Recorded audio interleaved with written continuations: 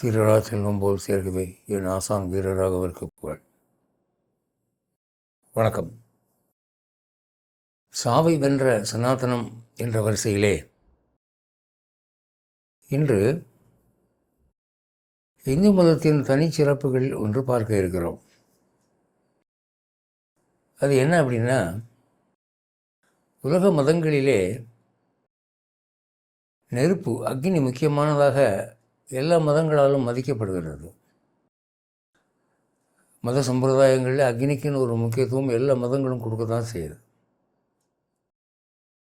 ஆனால்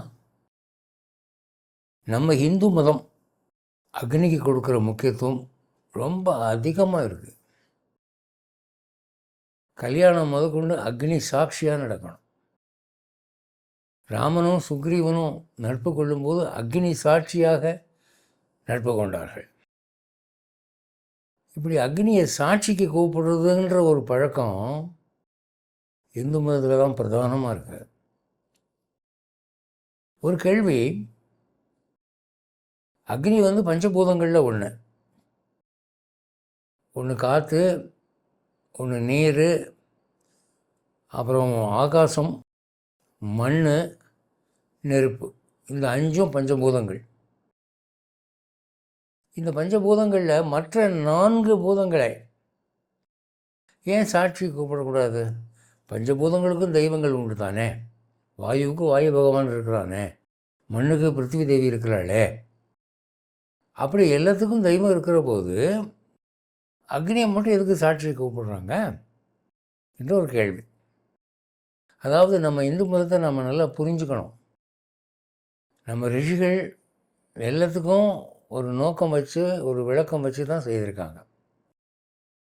அதை நம்ம விளங்கிக்கிட்டோம்னா இந்து மதத்தை இன்னும் ஒரு அர்த்தபுஷ்டியாக அனுஷ்டிக்க முடியும், அதனுடைய பலனை அனுபவிக்க முடியும்.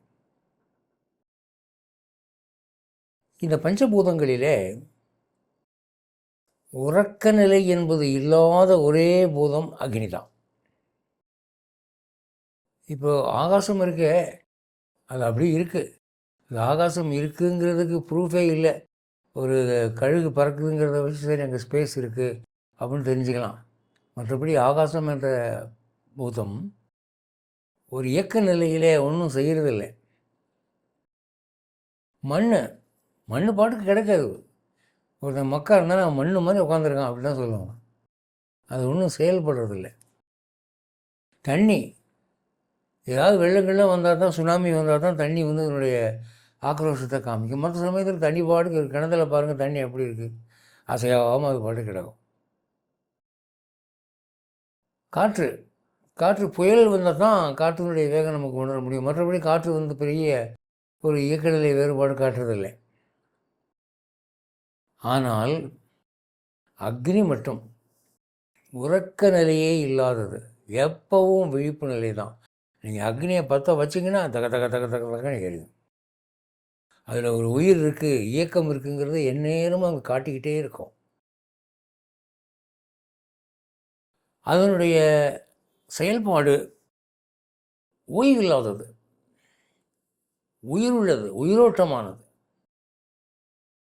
அதுக்குள்ளே இருக்கிற தெய்வம், அந்த தெய்வத்துக்குள்ளே இருக்கிற நாராயணன் ஆக்டிவாக இருக்கிறான் அப்படிங்கிறத நாம் ஒவ்வொரு வினாடியும் உணரக்கூடிய வகையில் இருக்கக்கூடிய ஒரே பூதம் அதுதான். அதனால தான் அக்னியை கூப்பிட்டு அக்னி சாட்சியாக கல்யாணம் பண்ணுறோம், நட்பு பண்ணுறோம். சீதையினுடைய கற்பு மேலே ராமனுக்கு சந்தேகம் வந்தபோது அக்னியெல்லாம் இறங்க சொன்னால் அக்னியெல்லாம் சாட்சி சொன்னான், இல்லை நீ சந்தேகப்படுற மாதிரி இல்லை அப்படின்னு. அது ஒரு இயக்க நிலையில் இருக்கிறது. அதுக்கு செயல்பாடு 2 வகையாக உண்டு. இப்போ அனுமன் வாலில் தீ வச்சான் ராவணன். அந்த செய்தி சீதையினுடைய காதல் விழுந்தவொடனே அவன் என்ன சொன்னான்? அக்னி பகவானே, நான் ராமனை தவிர வேறு ஒருவனையும் மனதாலும் நினைக்கவில்லை என்பது உண்மையானால் நீர் இந்த அனுமனை சுடக்கூடாது அப்படின்னு சொன்னால் உடனே அது பனிக்கட்டி மாதிரி கொழுந்தது. அனுமன் யோசித்தான். அவனுக்கு தெரியாது இந்த கதை, சீதை சொன்னதெல்லாம் தெரியாது. அவன் என்ன நினச்சிக்கிட்டான், இலங்கையில் நெருப்பு பனிக்கட்டி மாதிரி இருக்கும் போல் இருக்குது, இந்த ஊரில் அது ஒரு பழக்கம் போல் இருக்குது, அப்படின்னு அவன் நினச்சிக்கிட்டான். இது என்ன, இது வாலில் நெருப்பு வைக்கிறாங்க, ஜில்லுன்னு இருக்கு எனக்கு அப்படின்னு. அதே நெருப்பு அவன் இலங்கையில் எல்லா வீட்லேயும் பற்ற வச்சான். அப்போது தந்தையே வாயுதேவா, என்னுடைய இன்னொரு தந்தையாகிய அக்னி பகவானே, நீங்கள் இருவரும் இந்த இலங்கையை நான் அழிப்பதற்கு உதவ வேண்டும் அப்படின்னு இருவரும் தோன்றினார்கள். என்ன சொன்னாங்க, மகனே ஆஞ்சநேயா, இப்படி ஒரு வாய்ப்புக்காக எத்தனை வருஷம் நாங்கள் காத்திருக்கோம் தெரியுமா? இதை நீ சொல்லவே வேணாண்டா. எரியாததெல்லாம் எரியும் பார். மண் எரியும், கல் எரியும், தூணு எரியும், கட்டணம் எரியும். எரிஞ்சு இந்த ஊரை பொசுங்குதாலியா பார். நீ வைக்கிற இடத்துல நெருப்பு பிடிக்கும், வைக்காத இடத்துல நெருப்பு பிடிக்கும், பாரு நாங்கள் என்ன செய்கிறோன்னு என்று ஊக்குவித்தார்கள். அப்போ அங்கே வந்து நெருப்பு வெரி ஆங்கிரிலி ஆக்டிவ். அனுமன் வாலில் வச்ச போது வெரி சாஃப்ட்லி ஆக்டிவ். 2 வகையான செயல்பாடும் அதுக்கு இருக்குதுங்கிறத பார்க்குறோம். மற்ற பூதங்களை இது பார்க்க முடியாது. இந்த உடம்பை விட்டு உயிர் போயிடுதுன்னு வச்சுக்கோங்க. டாக்டர் இப்படி தொட்டு பார்த்த உடனே உடம்பு ஜில்லுன்னு இருக்குதுங்க, செத்து போயிட்டார். உயிர் இருக்கிற வரைக்கும் அவன் மயக்கமாக இருந்தாலும் தூக்கமாக இருந்தாலும் ஒரு உஷ்ணம் இருந்துக்கிட்டே இருக்கும். அப்போ அக்னி என்பது விறகிலும் நெருப்பிலும் மட்டுமில்லை, உடலிலும் இருக்கிறது. தெர்மாமீட்டர் வச்சு பார்த்தா 98.4 காட்டுதைய ஒரு அக்னி எரிந்து கொண்டே இருக்கிறது. அதுதான் இந்த உயிர் இருப்பதற்கு அடையாளம். கிருஷ்ணன் பகவத்கீதையிலே சொன்னால் 4 வகையான உணவுகளையும் நான் ஜாடராகினே என்ற பெயரோடு வயிற்றில் இருந்து ஜெரிக்கிறேன் அப்படின்னா. நீங்கள் வயிற்றில் கை வச்சு பாருங்கள், குழந்தையோட வயிற்றில் கை வச்சு பாருங்கள், சூடாக இருக்கும். அப்போ அந்த குழந்தை ஆரோக்கியமாக இருக்குன்னு அர்த்தம். அந்த உஷ்ணம் வயிற்றில் இருக்கிற வரைக்கும் தான் உங்களுக்கு செரிமான கோளாறு வராது. அது ஜில்லுன்னு ஆகிப்போச்சு, அவ்வளோதான். அப்போது இந்த அக்னி என்பது எங்கெல்லாம் ஒளி இருக்கோ, எங்கெல்லாம் உஷ்ணம் இருக்கோ, அங்கெல்லாம் அக்னி இருக்குது. சூரியன் அக்னி தான். எலக்ட்ரிசிட்டி மின்சாரம்னு சொல்கிறாங்களே, கண்ணுக்கு தெரியல அந்த எலக்ட்ரிக் வயரில், ஆனால் அக்னி தான் அது வேலை செய்யுது. அதுதான் பல்பாக எரியுது. நீங்கள் மின்சாரம் இயங்கக்கூடிய எந்த பொருளிலும் உஷ்ணம் இருக்கும். வன்னி மரத்தில் அக்னி இருக்குது. அப்போது நட்சத்திரங்கள், சந்திரன், சூரியன், எரிமலை, சமுத்திரத்தினுடைய அடிப்பக்கம் எல்லா இடத்துலையும் அக்னி இருக்கிறார். இந்த அக்னி என்பது ஒரு உயிருள்ள ஒரு தெய்வமாக இருக்கிறதுனால இந்திய கல்யாணங்களில் சப்தபதின்னு ஒன்று சொல்லுவாங்க. நெருப்பு வளர்த்து அதை சுற்றி பொண்ணு மாப்பிள்ளையும் 7 ஸ்டெப்பு நடந்து வரணும். அந்த சப்தபதி நடந்த பிறகு தான் கல்யாணம் கம்ப்ளீட்டு. இந்து லா, இந்தியாவில் இந்து லான்னு ஒரு லா இருக்குது, முகமடன் லான்னு ஒரு லா இருக்குது. இந்து லா என்ன சொல்லுது, சப்தபதி கம்ப்ளீட் ஆச்சுன்னா இன்னும் மேரேஜ் ஓவர்னு அர்த்தம். அது இல்லைன்னா மேரேஜ் இஸ் நாட் கம்ப்ளீட்.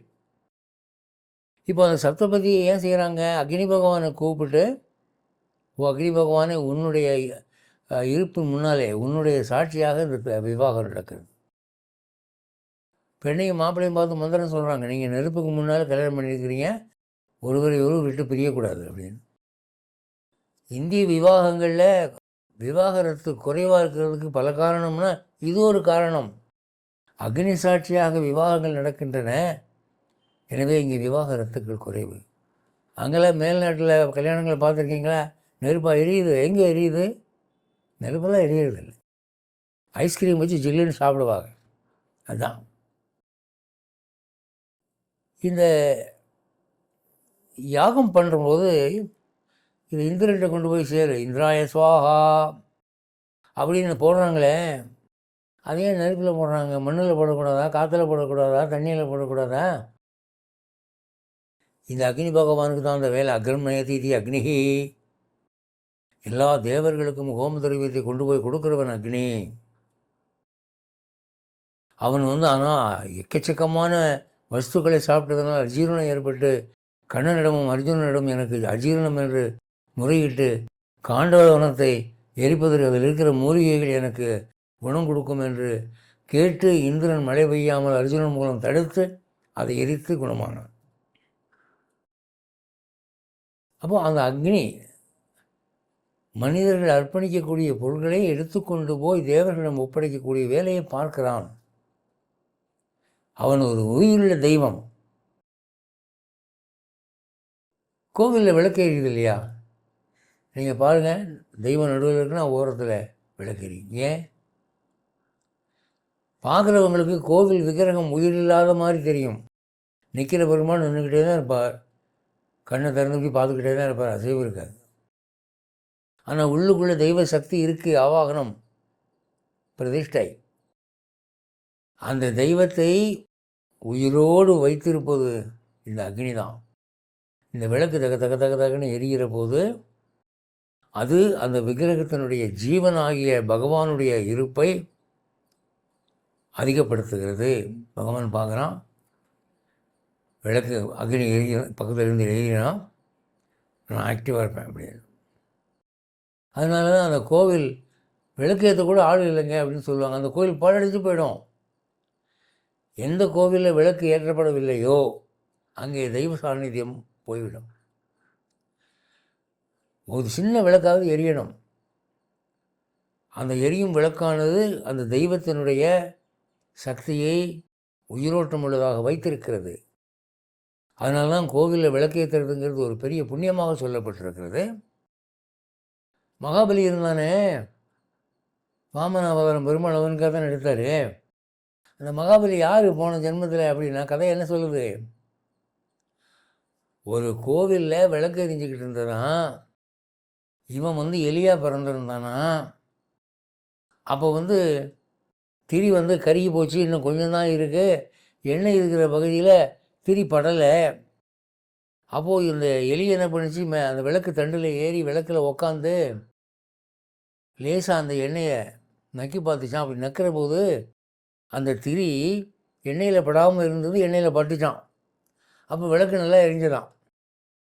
அப்போது அணைய போகும் விளக்கை எரிய வைத்த புண்ணியத்துக்காக அந்த எலியை பகவான் பலியாக்கினான், பலி சக்கரவர்த்தி ஆக்கிட்டான். நீ அடுத்த ஜென்மத்தில் சக்கரவர்த்தியில் போடா அப்படின்னு.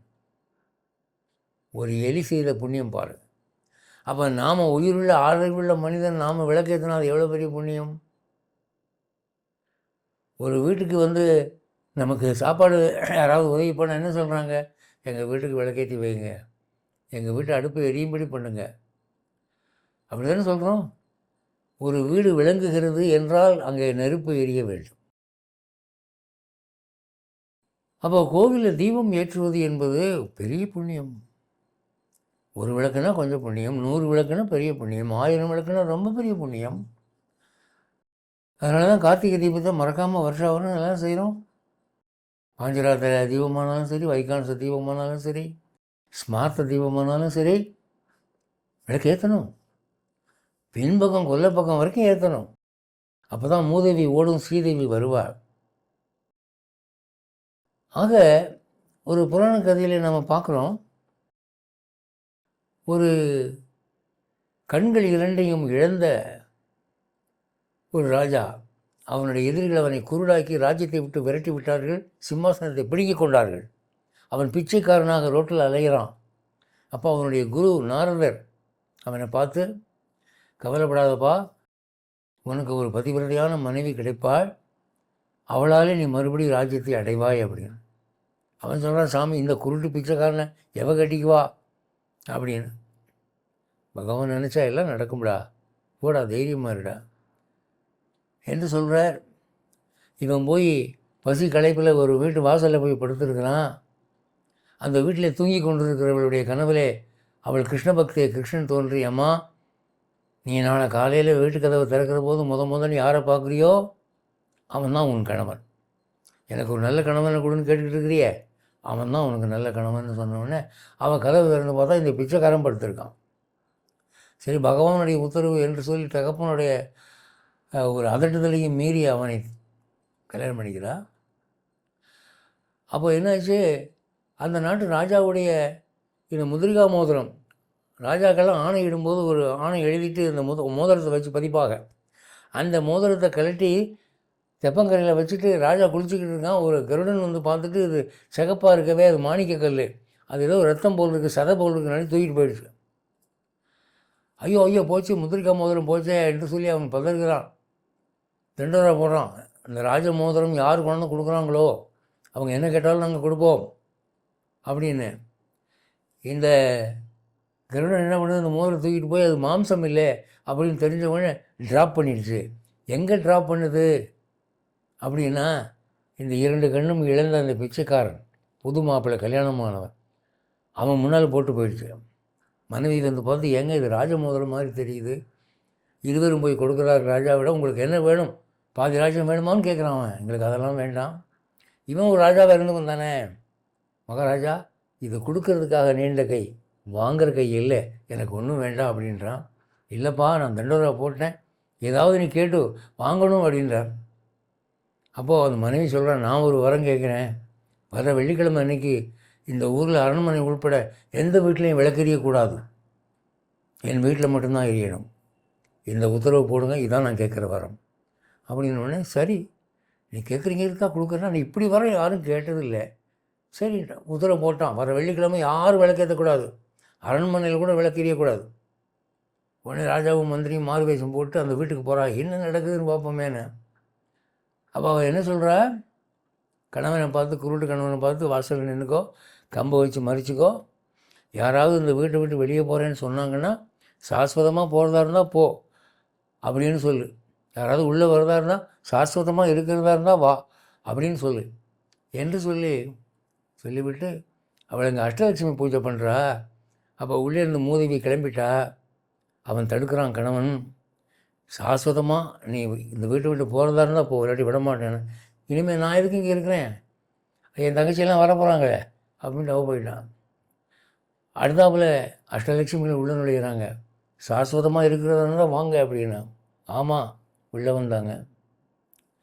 அஷ்டலட்சுமிகள் வந்த உடனே அவனுக்கு கண் பார்வை வந்தது. அதையெல்லாம் பார்த்துக்கிட்டு இருந்தான் ராஜா. ஆஹா, என்னடா இப்படி ஒரு அதிசயத்தனம் எங்கேயுமே பார்க்கலையே என்று அவனுக்கு பாதி ராஜ்யத்தை கொடுத்து கௌரவித்தான் என்று புராணம் சொல்லுகிறேன். இப்போ என்ன சொல்லுவார், விளக்கு ஏற்றுறதுங்கிறது எவ்வளோ பெரிய விஷயம் சார். ஊரெல்லாம் இருட்டாக இருக்கிற போது இந்த ஒரு வீட்டில் மட்டும் விளக்கு எறிகிற போது அஷ்டலட்சுமிகளும் ஓடி வர்றாங்களே, இருக்கிற மூதேவி ஓடி போகிறாளே, அதை எல்லோரும் உணரணும். கோவிலாக இருந்தாலும் வீடாக இருந்தாலும் விளக்கு எரியணும். அது அக்னியினுடைய மகிமை.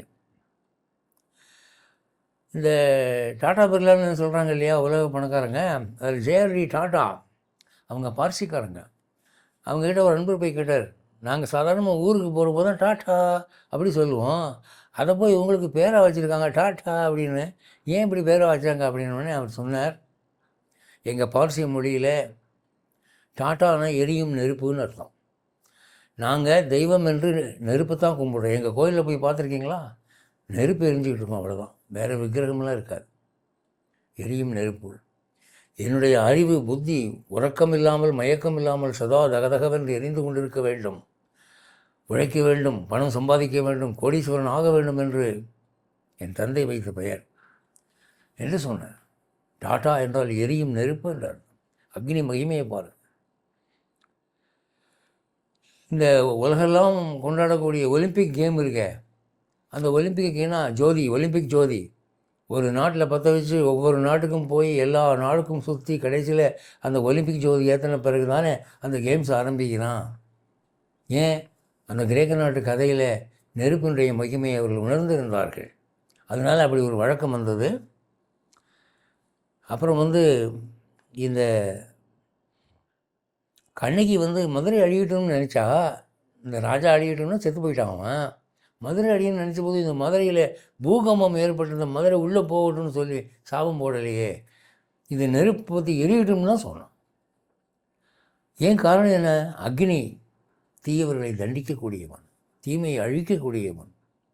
தீயினில் தூசாகும் செப்பையில் ஒரு எம்பாவாயின்னு சொல்லி ஆண்டாள் சொன்ன, எங்களுடைய கஷ்டம் பாவம் கர்மா எல்லாம் தீயில் போட்ட ஒரு தூசி மாதிரி போகட்டும் என்று.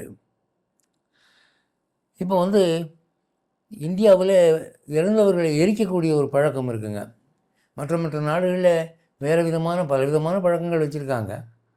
சில மதங்களில் அப்படியே டெட் பாடியை கொண்டு போய் மலை உச்சியில் போட்டுடுறாங்க, பறவைகள் திங்கிட்டோன்னு. சிலர் புதைக்கிறாங்க, சில பேர் கடலில் போட்டுறாங்க, என்னென்னமோ செய்கிறாங்க. ஆனால் இங்கே இந்த நாட்டில் எல்லா மனிதர்களும் இறந்த பிறகு எரிக்கப்படுகிறார்கள். இந்த சன்னியாசி மாதிரி சில பேர்களை மட்டும் புதைப்பாங்க. என்ன காரணம் அப்படின்னா, இப்போ ஒரு பேப்பரில் நான் பகவத்கீதை ஸ்லோகம் எழுதுகிறேன். அந்த ஸ்லோகம் தப்பாக போச்சு. நான் பார்த்து எழுதும்போது 2-3 சொற்பிழை ஆகிப்போச்சு. உடனே அந்த பேப்பரை கழித்து கசக்கி இதை குப்பையில் போட மனசு வரல. ஏன்னா அதில் பகவத்கீதை ஸ்லோகம் இருக்குது, அதை எப்படி சார் குப்பையில் போடுறது, என்ன செய்யுது அப்படின்னு நான் யோசிக்கிற போது தாத்தா வர்றார். என்னடா முழிக்கிற அப்படின்னா, பகவத்கீதை எழுதின பேப்பர் இதுன்னு. நெருப்பில் போடு, நெருப்பில் போட்டால் தோஷம் இல்லை, நெருப்பு எரிச்சிடுவான். அப்போ அக்ஷரம் நெருப்பினால் அழிக்கப்பட்டால் உனக்கு தோஷம் இல்லை.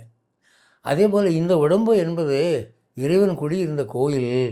இது செத்து போன உடனே இதை நெருப்பில் போட்டால் தீயினில் தூசாகும் என்று அது புனிதமான முறையில் அழிக்கப்படுகிறது. அப்படி தான் எரிக்கக்கூடிய பழக்கம் வந்தது. பொதுவாகவே சூரிய வெயில் அதிகமாக படக்கூடிய நாடுகள், பூமி உருண்டையாக இருக்குது இல்லையா, அதில் இந்த வளைஞ்ச பகுதியில் வெயில் அதிகம் படாது. மத்திய பகுதியில் தான் அதிகமாக வெயில் படும். ஆனால் ட்ராபிக்கல் கண்ட்ரீஸ்ன்னு சொல்கிறது.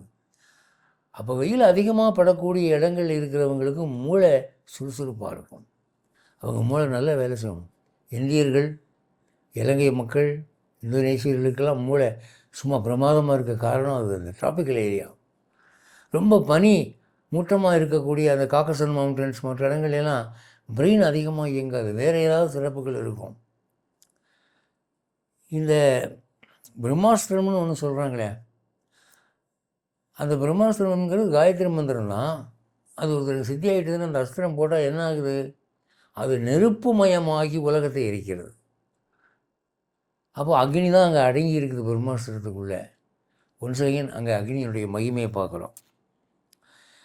இந்த அடுப்பு எரியுதுன்னா அந்த நெருப்பில் அமங்கலமான காரியங்கள் பார்க்கக்கூடாது. சிறுநீர் கழித்தல், காரி உமிழ்தல், முடி எடுத்து போடுறது, ஒரு அருவருப்பான காரியங்கள் செஞ்சால் அவன் நரகத்துக்கு போவான்னு ஸ்மிருதி சொல்லுது. அடுப்பில் இருக்கிற நெருப்பு இருக்கே அது அன்னலட்சுமி, அது அக்னி பகவான். நாம் அமங்கலப்படுத்தக்கூடாது, நெருப்பை காலால் மிதிக்கக்கூடாது. சில பேர் சிகரெட்டை கீழே போட்டு ஷூவால் போட்டு மிதிப்பாக அந்த நெருப்பை அணைக்கிறதுக்கு. ஏன் அதை கையில் வச்சு இப்படி ஒரு கட்டையிலையோ சுவத்துலையோ அணைச்சிட்டு போடக்கூடாதா? துரை காலில் தான் மிதிப்பீங்களா? பெரிய அபச்சாரம். சிகரெட் குடிக்கிறதே தப்பு, போய் தொலைங்க, குடிங்க, நாசமாக போங்க. ஆனால் இந்த நெருப்பு அணைக்கிற போது காலில் மிதிக்காதீங்க ஐயா, அக்னியை மிதிக்கிறது மகா அபச்சாரம். அப்படி தான் சாஸ்திரம் சொல்லுது. இந்த யோகிகளுக்கு யோகம் அதிகமாக அதிகமாக குண்டலினி எழும்ப எழும்ப என்ன ஆகுதுன்னா யோகா அக்னி உற்பத்தி ஆகுது. விஸ்வாமித்திரர் 4000 ஆண்டு தவம் செய்த உடனே அவருடைய நெற்றி புருவ மத்தியிலே அக்னி ஆனது கிளம்பி அந்த புகை 14 உலகங்களையும் எரிக்க தொடங்கியது. இந்திரன் ஓடி பிரம்மாவை பார்த்து, சுவாமி அவன் என்ன வரம் கேட்டாலும் கொடுத்துருங்க, இந்த புகை எங்களை போட்டு வாட்டுது என்று பயந்து போனான். யோகம் அதிகமாக அதிகமாக யோகாகினி தகிக்கும். தத்தாத்திரேயன் ஒரு மகான் இருந்தார். அவருடைய சிஷ்யன் அவருடைய உடம்பை அப்படியே அமுக்கி விடும்போது அவர் பாதத்தை போய் அமுக்கிட்டான். அவருடைய பாதத்தில் யோகாகினி இருந்தது, அது அவன் கைகளை பொசுக்கி விட்டது. ஐயோ, அவருடைய தூக்கம் கெட்டு போகக்கூடாதுங்கிறதுக்காக தன் முதுகுனாலே அவர் உடம்பை அமுக்கி விட்டுக்கிட்டு இருந்தான். அப்போ கண்பிடித்து பார்த்தவர், என்னடாச்சு உன் கையின்னு கேட்டபோது, உங்களுடைய யோகாகினி என் கைகளை பொசுக்கி விட்டதுன்னு. ஆஹா, என்ன குருபக்திடான்னு சொல்லி உனக்கு 1000 கைகள் உருவாகட்டும் என்று ஆசீர்வதித்தார். அவன் தான் கார்த்தவீரிய அர்ஜுனன். யோகாகினி என்பது மகா மகிமை நிறைந்தது. விஸ்வாமித்தருடைய கதையிலே நாம் அதை பார்க்கிறோம். இந்த அக்னிஹோத்திரம்னு ஒன்று கேள்விப்பட்டிருப்பீங்க. பிராமணர்கள் அந்த காலத்தில் எல்லா வீடுகளையும் ஒரு மூலையில் அக்னி எரிஞ்சிக்கிட்டே இருக்கும். அதை பராமரிக்கணும். இப்போ பரத்வாஜருடைய ஆசிரமத்துக்கு பரதன் போனபோது பரதனுடைய சைன்யத்துக்கு முழுக்க விருந்து வைக்கணும்னு ஆசைப்பட்டார் பரத்வாஜர். அப்போ என்ன பண்ணார், அந்த அக்னிஹோத்திர சாலையில் போய் நெஞ்சில் கை வச்சு அக்னி பகவானை வணங்கி, இந்த ஆயிரக்கணக்கான பேருக்கும் உணவு வேணும் என்று கேட்டு, அப்படி தான் எல்லாருக்கும் உணவு கிடைச்சது என்று வால்மீகி ராமாயணம் சொல்லுகிறது. இந்த அக்னிஹோத்திரத்தை நீ பார்த்துக்கோன்னு சொல்லி ஒரு சிஷ்யன்ட்டு ஒப்படைச்சிட்டு ஒரு குரு வெளியே போயிட்டார், நான் வரதுக்கு சில நாளாகும்ன்ட்டு. இதை ரொம்ப நாளாக அவருக்கு சேவை செஞ்சுக்கிட்டு இருக்கான். ஆனால் வந்து மந்திரம் உபதேசிக்க மாட்டேங்கிறார் அவர். அதை பார்த்து அந்த அக்னி கோத்திரத்தில் இருந்த அக்னி பகவான் என்ன பண்ணான், பாவம் இவ்வளவு சேவை செய்யலாம், அவனுக்கு சொல்லித்தர மாட்டேங்கிறாரே என்று சொல்லி, தம்பி நான் சொல்லித்தரேன்டா என்று அந்த பிரம்ம வித்தையை அவன் சொல்லிக் கொடுக்குறான். வெளியே போயிருந்த குரு வரும்போது அவனை தூரத்தில் பார்த்துட்டு, என்ன உன் முகம் சொல்லிக்கிறது, யாரோ உனக்கு பிரம்ம வித்தை சொல்லிக் கொடுத்துருக்கிறார்கள். யார் அது? நான் சொல்லித்தராத போது யார் உனக்கு வந்து சொல்லிக் கொடுத்தது என்று கேட்டபோது, அக்னி பகவான் தான் சொல்லிக் கொடுத்தான் என்று அவன் சொன்னதாக உபனிஷத்தில் ஒரு கதை இருக்கிறது. அப்போ அக்னி என்பது உயிருள்ள தெய்வம். அதை அப்படி பராமரித்திருக்கிறார். அந்த நெருப்பு அணையாமல் பராமரித்திருக்கிறார்கள். இந்த பெருமாளுடைய கையில் இருக்கிற சக்கரம் இருக்கே, அது ஜோதிமயமானது. அந்த சுற்றிலும் பார்த்தீங்கன்னா ஜுவாலை மாதிரி விக்கிரகம் செஞ்சிருப்பாங்க, நெருப்பு. காசி நகரத்தின் மீது கோபம் கொண்ட போது கிருஷ்ணரை அனுப்பின போது அது அப்படியே நெருப்பாக எரிந்து அந்த ஊரை புறம் அழித்தது என்று சொல்கிறோம். அதனால் அக்னிக்கு இந்து மதத்தில் விசேஷம் ஒரு மரியாதை உண்டு. நாம் அக்னியை மதிக்க கற்றுக்கொள்ள வேண்டும். உண்மையில் அக்னிக்குள்ளே இருக்கிறது நாராயணன் தான், பெருமாள் தான் அவன் செய்கிறான், அவன் ஜோதிமயமானவன். எனவே இவ்வளவு தனித்தன்மை இந்து மதத்தை உயர்த்துகிறது.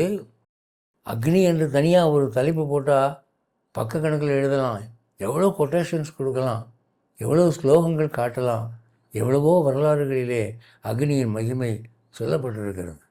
அதனால் அக்னியை யாராவது அலட்சியம் பண்ணினால் கண்டிக்க வேண்டும். நீங்களும் பண்ணக்கூடாது.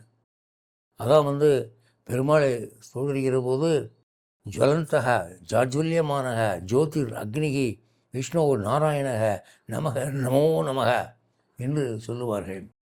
அவன் ஒளிமயமானவன், அக்னிமயமானவன், அவனே அக்னி தான். ஆகவே அக்னியை ஒரு இறைவனுடைய சுரூபமாக எண்ணி நாம் வணங்க கற்றுக்கொள்ள வேண்டும் என்று கூறி விடைபெறுகிறேன். மீண்டும் அடுத்த சனிக்கிழமை சந்திப்போம். ஜெய் ஸ்ரீமன் நாராயண்.